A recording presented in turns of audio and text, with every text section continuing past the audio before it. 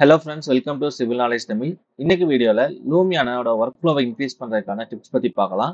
So first நம்ம மெட்டீரியலாக create பண்ணதுக்கப்புறம் ரெண்டர் வந்து கிரியேட் பண்ணுவோம். ரெண்டருக்கு ஃபோட்டோவில் போயிட்டு ரெண்டருக்கான செட்டப்ஸ் வந்து கிரியேட் பண்ணணும்.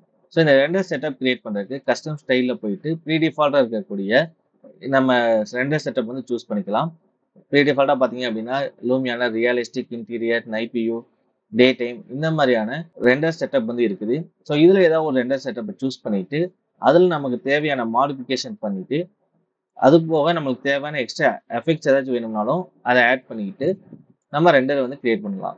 ஸோ ஒவ்வொரு டைமும் இந்த மாதிரி ஸ்க்ராட்சில் இருந்து ஏதோ ஒரு எஃபெக்டை சூஸ் பண்ணி அதை மாடிஃபிகேஷன் பண்ணி நமக்கு தேவையான ரெண்டர் செட்டப் கிரியேட் பண்ணுறதுக்கு பதிலாக நம்ம ப்ரீ டிஃபால்ட்டாக நமக்கு தேவையான ரெண்டர் செட்டப்பை கிரியேட் பண்ணி அதை சேவ் பண்ணி வச்சுக்கிட்டோம் அப்படின்னா அதை லோட் பண்ணுறது மூலமாக நம்மளோட ரெண்டர் செட்டப்புக்கான டைமை வந்து ஈஸியாகவே குறைக்க முடியும்.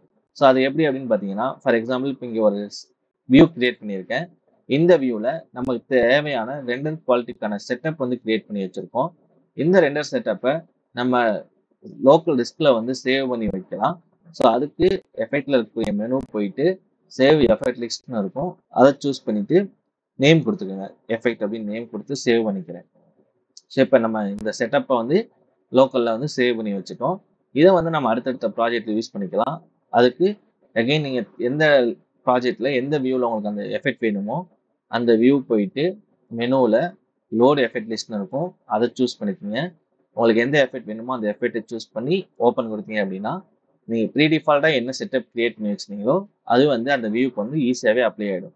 நெக்ஸ்ட்டு இதே ப்ராஜெக்டில் இந்த ரெண்டு செட்டப் வந்து இன்னொரு வியூக்கு வேணும் அப்படின்னா அகைன் நீங்கள் மெனுவில் போயிட்டு காப்பி எஃபெக்ட்னு இருக்கும். அதை கொடுத்து இன்னொரு வியூக்கு சேம் ரெண்டர் எஃபெக்ட் வேணும் அப்படிங்கும்போது நீங்கள் பேஸ்ட் எஃபெக்ட் கொடுத்துக்கலாம். ஒவ்வொரு டைம் நீங்கள் லோட் பண்ணணும்னு அவசியம் இல்லை.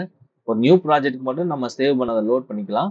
சேம் ப்ராஜெக்டில் ஒர்க் பண்ணும்போது நீங்கள் ஜஸ்ட் காப்பி பேஸ்ட் பண்ணாலே போதும், அந்த எஃபெக்ட் வந்து உங்களுக்கு அப்ளை ஆகிடும்.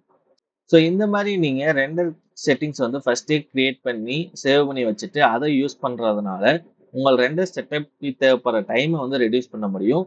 நெக்ஸ்ட் வீடியோவில் வேற ஒரு டிப்ஸ் பற்றி பார்க்கலாம். நன்றி, வணக்கம்.